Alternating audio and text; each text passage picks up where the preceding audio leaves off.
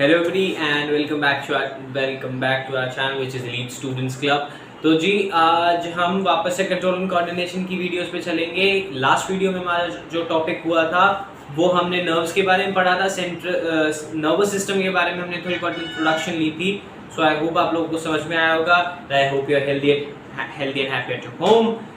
तो जी प्लीज़ जिसने वीडियो इसकी पिछली नहीं देखी जाइए देखिए, तभी समझ में आएगा पूरा चैप्टर। मैं इस अगले पिछली वीडियो का जो लिंक है वो मैं डिस्क्रिप्शन में डाल दूंगा। So just will carry it along now. तो आज जो हमें इस चैप्टर में करना है, एक बहुत छोटा सा टॉपिक करेंगे आज की वीडियो में, ज्यादा लंबी वीडियो नहीं रखेंगे आज की। आज हम करेंगे रिफ्लेक्स एक्शन। इसके बारे में मैं फ्रॉम द रूट लेके चलूंगा, क्योंकि रिफ्लेक्स एक्शन के बारे में कुछ बच्चों को कुछ मिसकंसेप्शंस होती हैं, तो वो थोड़ा सा टफ हो जाता है। ओके तो जी यहाँ पे रिफ्लेक्स एक्शन पढ़ने से पहले आप बेसिकली किसी भी एक्शन के बारे में पढ़ें या फिर किसी भी, चलो छोड़ो हम एक्शन के बारे में पढ़ते हैं। हमारी बॉडी दो तरीके के एक्शंस लेने में केपेबल है, दो तरीके की चीजें कर सकती है हमारी बॉडी। एक जो हम पहला रखते हैं वो होते हैं वॉलंटरी एक्शंस,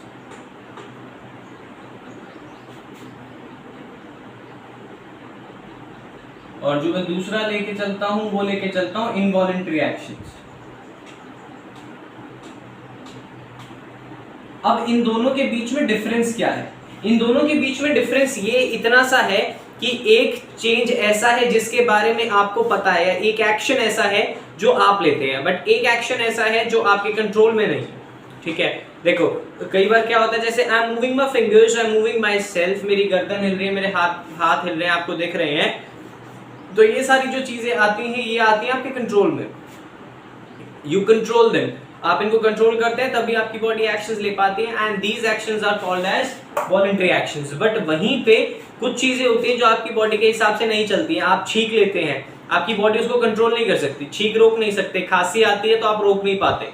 ठीक है, या फिर एकदम से कोई रिफ्लेक्स, यहाँ पे मैं अब एक नाम ले रहा हूं, यहाँ पे मैं कह रहा हूं कि कोई भी एक रिफ्लेक्स एक्शन लेते हुए कभी भी आप सोचते नहीं हो। अब रिफ्लेक्स एक्शन क्या होता है? सबसे बेस्ट एग्जांपल मुझे जो लगता है, मेरा पर्सनल फेवरेट है, एक किसी मूवी में तीन एक्टर खड़े हैं इन अ ट्रायंगल। ठीक है, एक यहाँ एक यहाँ एक यहाँ, एक ने दूसरे को थप्पड़ मारा, दूसरे ने तीसरे को मारा, तीसरा इसके पास कोई चॉइस नहीं बचती, वो वापस पहले वाले को मार देता है। तो एक एक्शन चल रहा है जो किसी के कंट्रोल में नहीं है, वो बस एक रिफ्लेक्स है, आया फिर हमने उसके हिसाब से कोई रिस्पॉन्स किया या स्टिमुलस जनरेट किया, वो सारी चीजें क्या होती हैं? वो सारी चीजें होती हैं रिफ्लेक्स एक्शन। ठीक है, प्लीज यहां से समझेंगे।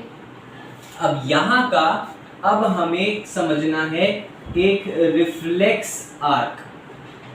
आपकी बुक में रिफ्लेक्स एक्शन के बराबर में हॉट पैन वाला एग्जांपल दिया होगा और वहां पे हैंड टच्ड होंगे। ठीक है, I really don't remember the page, but हाँ टॉप पे पिक्चर है, दैट इज द थिंग।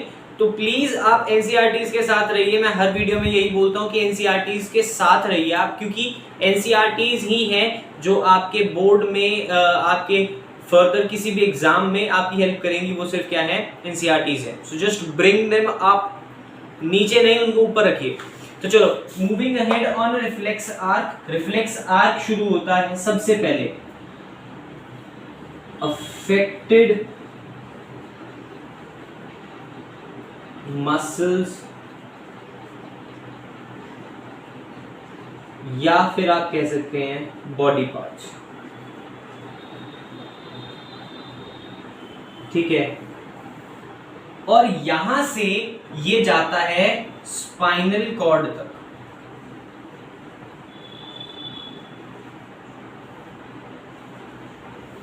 अब एक्चुअली मैंने कल आपको एक नर्वस सिस्टम के 3 पार्ट बताए थे। उन 3 पार्ट्स में से 3 पार्ट ये थे, nerve, spinal cord and brain. अब ध्यान रखना, जो जितने भी रिफ्लेक्स एक्शंस होते हैं इनको क्विक होना चाहिए। अब आप सोच के देखो, कोई आपको थप्पड़ मार रहा है, एकदम से डक करोगे, टीचर थप्पड़ मारती, ये वाली हरकत हर बच्चे की होती है, मैंने खुद देखा है, मेरी भी थी। बीइंग वेरी ट्रू, झूठ भी बोलते क्यों बोले भाई झूठ।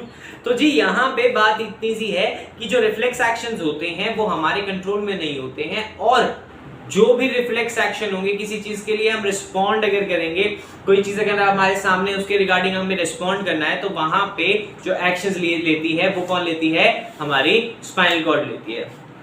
तो यहाँ पे मैसेजिंग की बात चलेगी कि मैसेजिंग कौन कर रहा है या इधर से उधर मैसेज कौन लेके जा रहा है। तो मैंने कल ही बताया था, यहां से जो मैसेज जाता है इफेक्टेड एरिया से डिसीजन मेकर तक, ये लेके जाते हैं जी सेंसरी नर्व्स। कौन लेके जाते हैं, सेंसरी नर्व्स।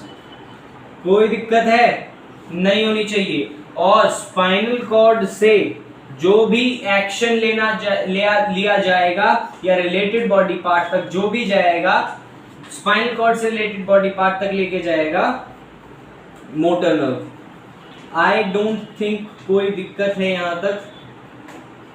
अब मोटर नर्व्स और सेंसरी नर्व्स के बारे में आपको पता है, बट फॉर अ चांस आपकी बुक में कुछ नर्व्स दी होंगी।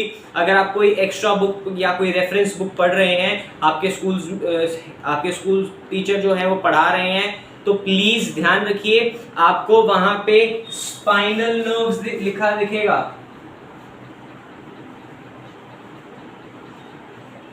और अगर वहां ब्रेन से रिलेटेड कोई है तो क्रेनियन नर्व्स है मेरे ख्याल में। मैं इस नाम के बारे में अभी श्योर नहीं हूं, ठीक है, मेरे माइंड से स्किप कर रहा है। अगर यही है so it will be fine, नहीं है तो मैं उन चीजों को वापस कर लेके आऊंगा। Don't be worried about anything.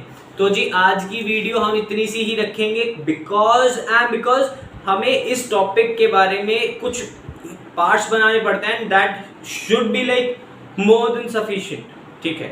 अब पार्ट्स जो होने चाहिए वो बहुत ज़्यादा होने चाहिए। अब हमारे पार्ट्स रहेंगे, कल हमने नर्व्स के बारे में पढ़ा, आज हमने स्पाइनल कॉर्ड से रिलेटेड पढ़ा था, कल हम ब्रेन के बारे में पढ़ेंगे। ये हमारा नर्वस सिस्टम कंप्लीट हो जाएगा एंड उसके बाद हम जाएंगे एंडोक्राइन सिस्टम पे, फिर पहले प्लांट का और फिर एनिमल का। ट्राई करेंगे एक ही दिन में खत्म करने, क्योंकि एंडोक्राइन सिस्टम बहुत छोटा है।